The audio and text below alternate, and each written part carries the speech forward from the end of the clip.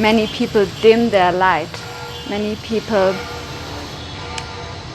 make themselves and others believe they are smaller than they actually are, because if they don't stand out, people accept them more. The people that they have been around are then not so competitive and not so jealous, and so they fit in easily in their crowd, and it is their comfort zone. And to stand out means also sometimes risking losing some of these connections, or making themselves visible, and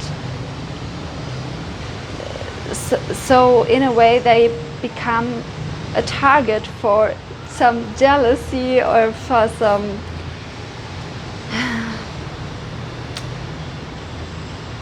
competitiveness and criticism. And sometimes that is why people who are very compassionate, very kind, are not in their power yet, are not in their leader role or in their function as a role model. They are not showing themselves in the way they could. And this is not a good thing, like, how is this called? Like, there is this idea of, oh, you're not arrogant, you're not egotistical, you don't need to show off. But that is something different, what I'm talking about.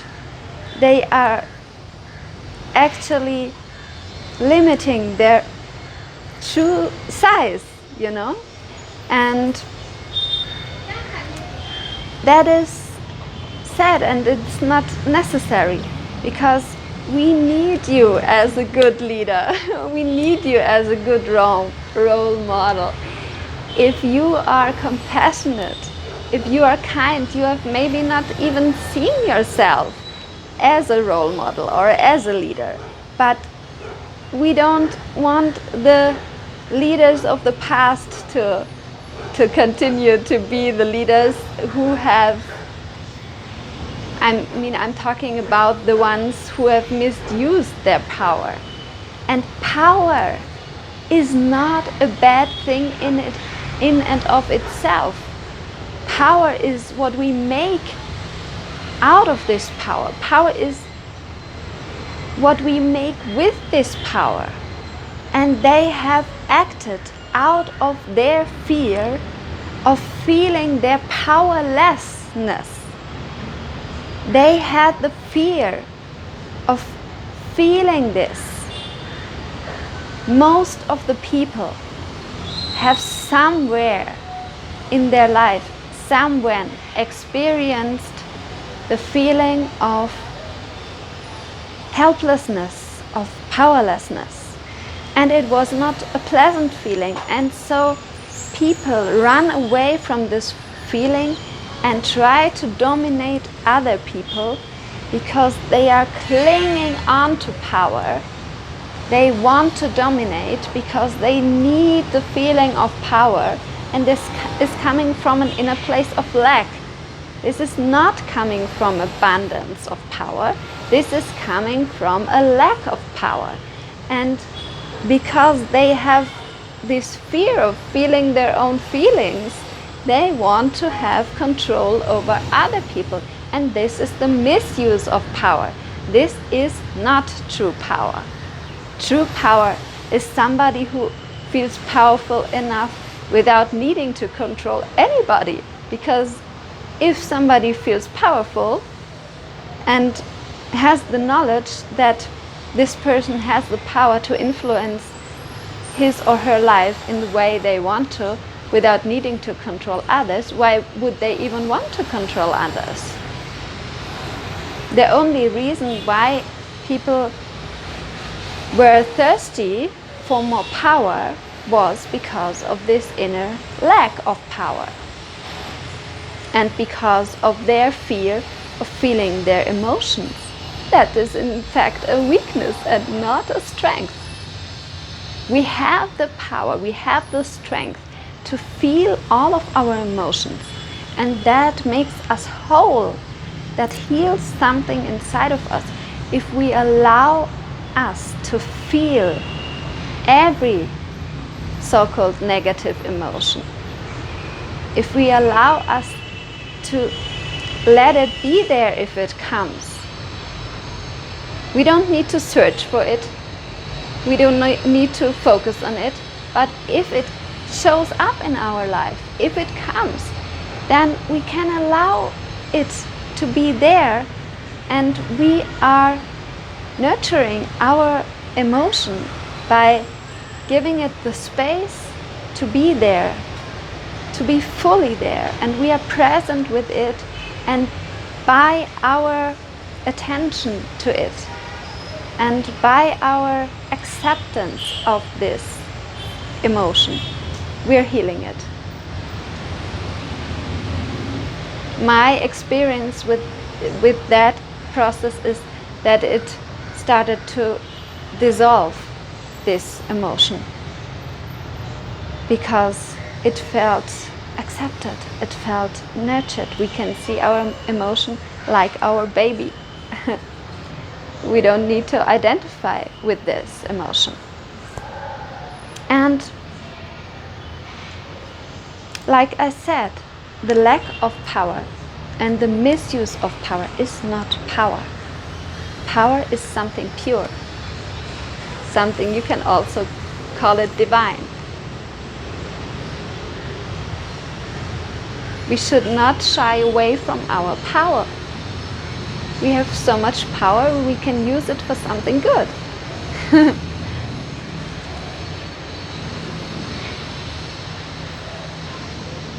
And this is your call to connect with your own power even more. And don't judge it any longer as something negative, just only because other people have done so much harm with power, but they have misused this power. And the misuse of power is not power. Power is pure and good. As the same is true for money. Money is what we make out of it. Money amplifies the character. Money is pure and good if we're doing something good with it. We can use that resource for doing so much good in the world. We don't need to judge rich people, because if we judge them because there were other rich people who have misused their abundance and have done things with the money that was not good or helpful, or they have clinged to their money, they were not in flow, they were not feeling an inner kind of abundance and generosity. They were not really in the state of feeling abundant if they have not allowed themselves to share with others. So we have also a crazy understanding of rich people, and if we judge rich people but at the same time we want to become rich, that does not work very well, because our subconscious then tries to, it wants to help us to not become bad. But money is not bad. Rich people are good if they use their money for something good. And we can flip that image of abundance and of power, and we can do so much good things if we're seeing that clearly, that these things like power and abundance are like health. And it is not an ideal to lose some kind of health or some kind of money or some kind of power. The lack of power is not the ideal. The lack of money is not the ideal. But somehow it seemed like that. And we need to switch that perspective and make it really clear for us, so that we can step fully in our power.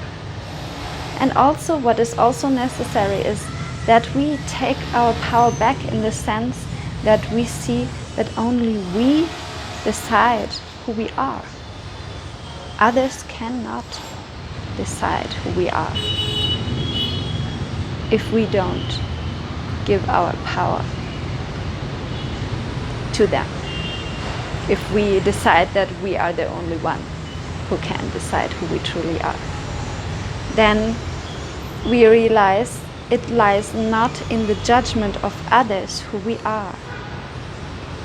Because as children, we wanted to have the feedback of other people's to know who are we. And we thought their reaction to us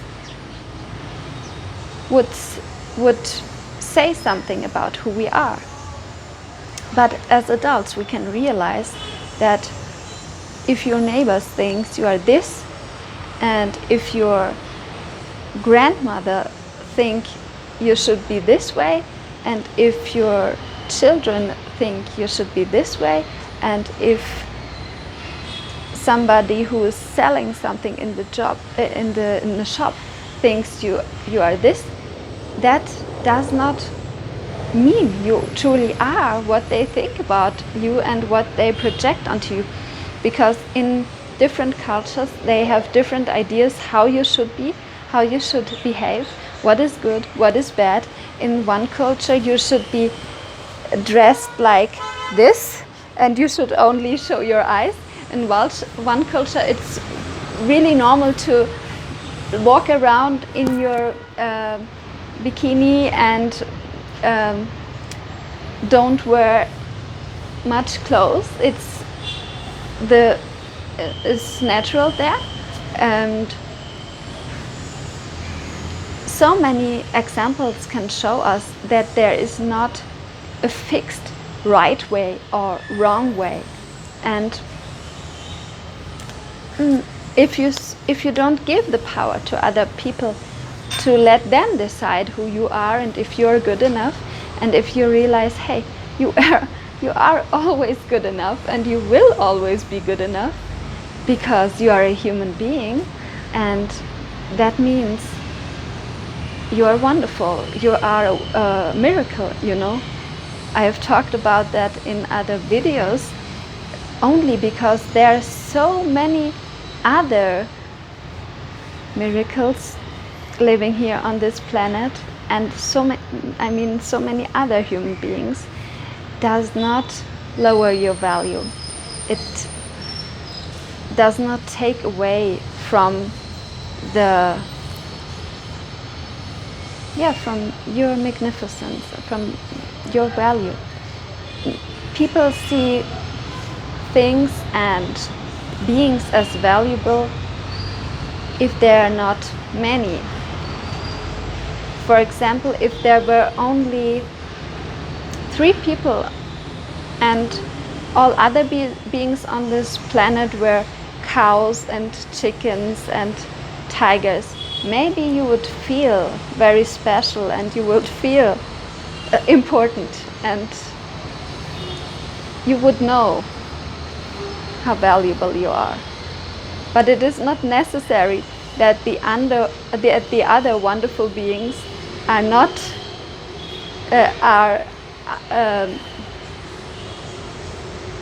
not also here to realize that. You can realize how wonderful you are, and you do not only become wonderful by achieving a certain goal, because yes, you have this kind of self-worth that is related to success, and people have focused so much on this. I call it the second kind of self-worth, our success self-worth, which is related to money, to our education, to our intelligence, to how we look, how fit we are, how whatever we have achieved. And that is important that we honor this, because the achievements are valuable. But this is not our only kind of self-worth. Our first self-worth is the self-worth that we always have, and that all of us have. Because if you think about it, the worth of a human being is not limited and is not measurable. You cannot measure how worthy a baby is for its mother. If this mother loves her baby, there is no way you can measure this. There is no end to our worth, and it does not depend on, like if we are taking this example of the baby, of the child, it does not depend on the mother if somebody sees the value of the baby in that way or not. It is always that infinite worthy being, and we all are infinite worthy beings by nature.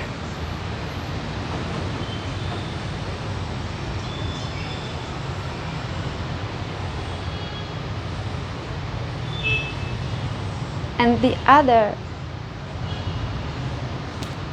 self-worth, the other way of measuring our worth, it is flexible, it changes.